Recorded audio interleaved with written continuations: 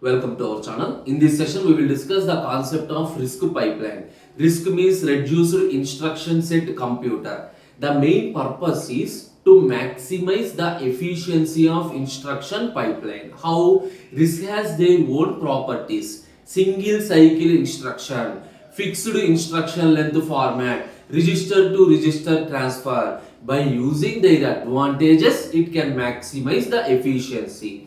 So what are the two problems of instruction pipeline? One is delayed load and another one is delayed branch. Now we will discuss how those two problems are overcome in the RISC pipeline. Here we are using a 3-segment pipeline. Assume the 3 segments are I.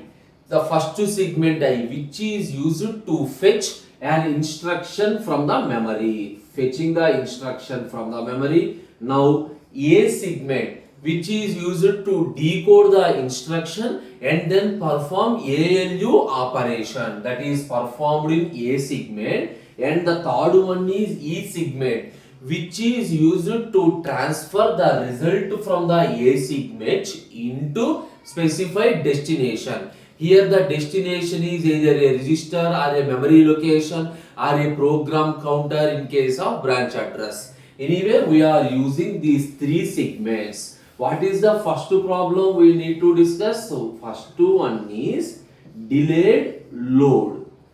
Delayed load in the sense, if simply a data conflict, that is, if an instruction tries to access data from another instruction, but that instruction data is not at all copied from the memory, that is, before performing the load operation, if one instructions try to access the data, we are getting the wrong data, that is data conflict. How the data conflict is achieved, we will discuss some example instruction with the help of timing diagram. Now consider 4 instructions. The first one is a load instruction. So we are copy from some address into register R1. Assume second one is also a load instruction, and third we are doing addition operation, R1 plus R2, some add operation, and the fourth one is store the result. So this is my example. Assume I have 4 instructions. Now how the 4 instructions are executed? Now we will show with the timing diagram.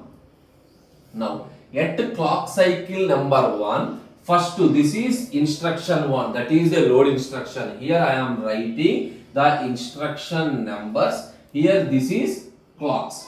At clock cycle 1, instruction 1 is entered into phase 1, that is segment 1. At clock cycle number 2, instruction 1 is entered into segment 2 and instruction 2 is entered into segment 1. At clock cycle number 3, instruction 1 is entered into instruction 2 is in A segment. Similarly, instruction 3 is also entered. This is in I segment.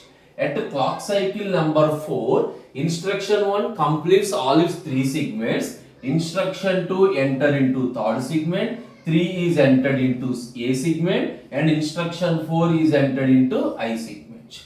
At clock cycle number 5, the 2 is also completed. Coming to 3, this is E segment and A segment. At clock cycle number 6, I have only 4 instructions. My 4 instructions are completed. The 4th instruction is completed its execution. So this is the timing diagram. Here what is the problem? Observe, if all the 3 segments are completed, then only the instruction is completed, executed. Now observe, for instruction 3 at clock cycle number 4, here we are doing ALU operation.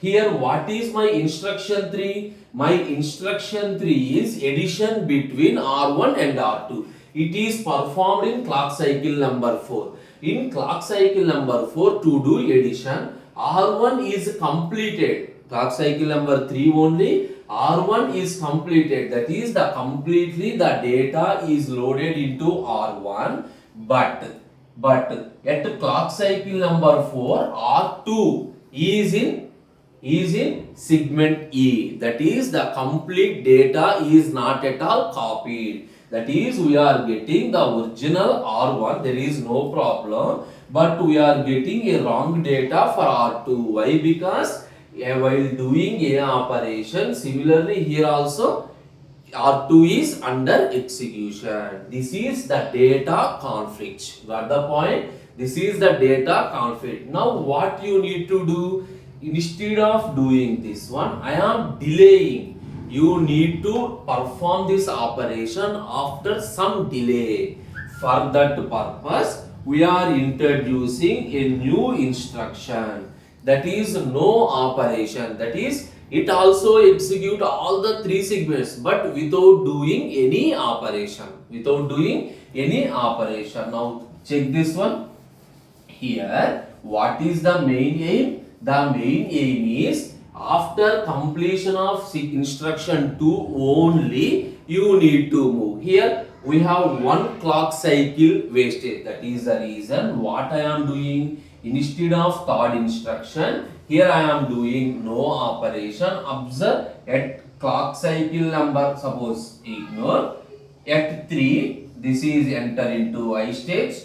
At 4 instruction 2 is in E stage, no operation is A stage. Now the instruction 3, that is add operation, is entered into I state.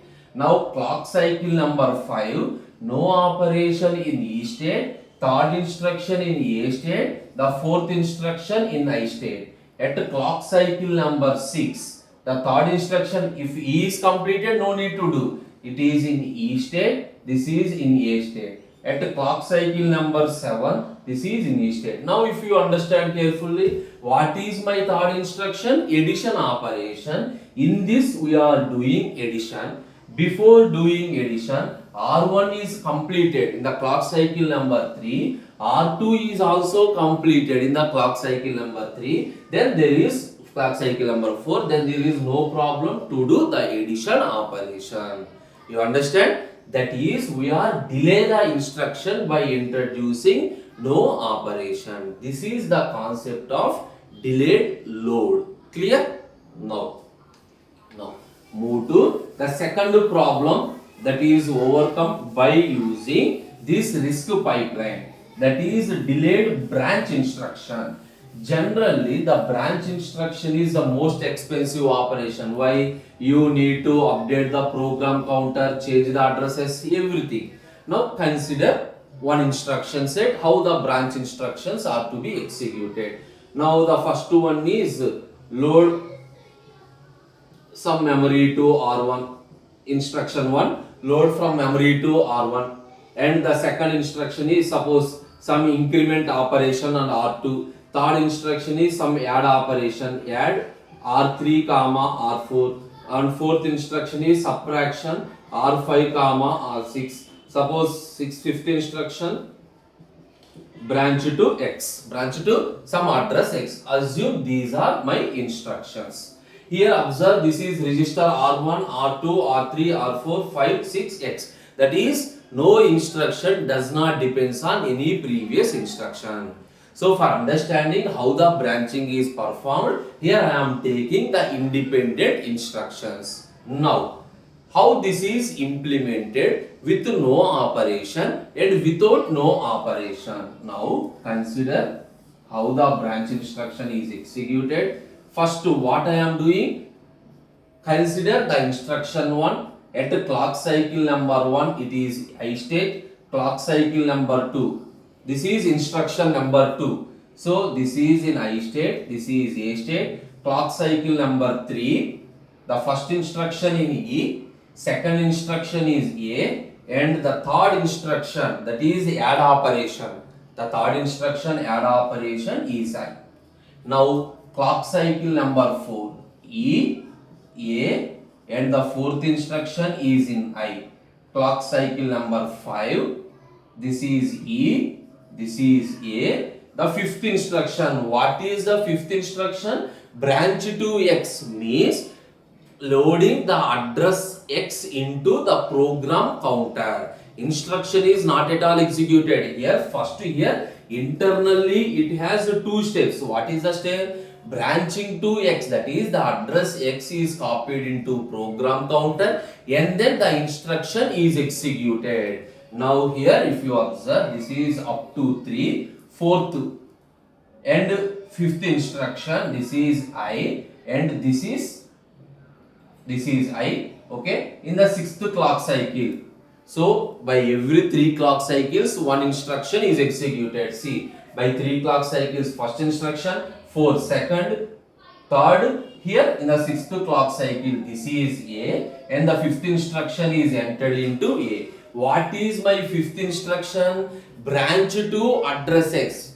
And when the instruction X is executed, suppose here the sixth instruction, here the meaning is branch to X. Here one more thing, the instruction X to be executed, but when it is executed, if the branching is completed, for example, if you written I here, the branching is not at all completed. Got the point? For that purpose, what we are doing? I am introducing a no operation at clock cycle number 7. At clock cycle number 7, the fifth instruction is entered into A. The no operation is entered into I segment.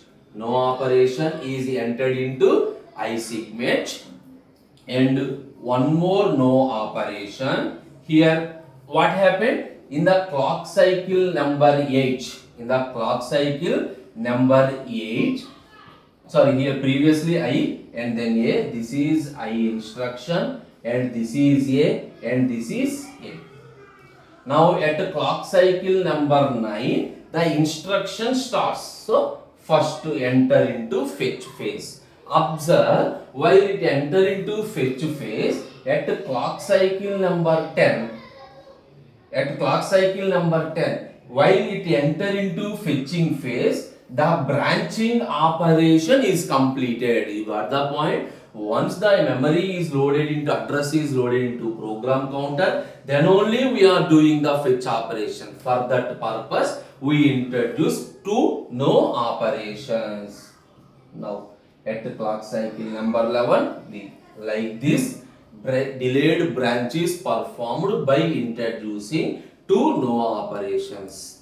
Along with this is not only the solution, we have another solution is also there, that is we can change the order of instructions, that is delayed branch. Delayed branch, that is what is the scenario here? It is very simple. First I am doing the load operation. The first one I am doing the load operation. Second I am doing the increment operation.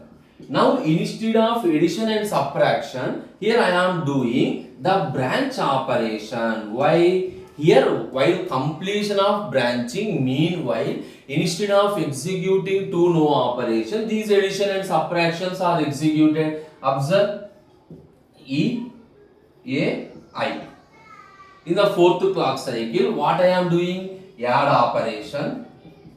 In the fifth clock cycle, I am doing subtraction operation. In the sixth clock cycle, if you understand carefully, in the sixth clock cycle, while enter this one, the branching operation is completed. That means, instead of using two no operations, here I am performing that addition and subtraction. Now, the instruction in X is executed. What happened? The instruction in X is executed in the 7th clock cycle, in the 8th clock cycle. So, in the 8th clock cycles only the operation is completed. This is delayed branch. That is, by using the RISC pipeline, we implement the delayed load and delayed branch operations. Thank you.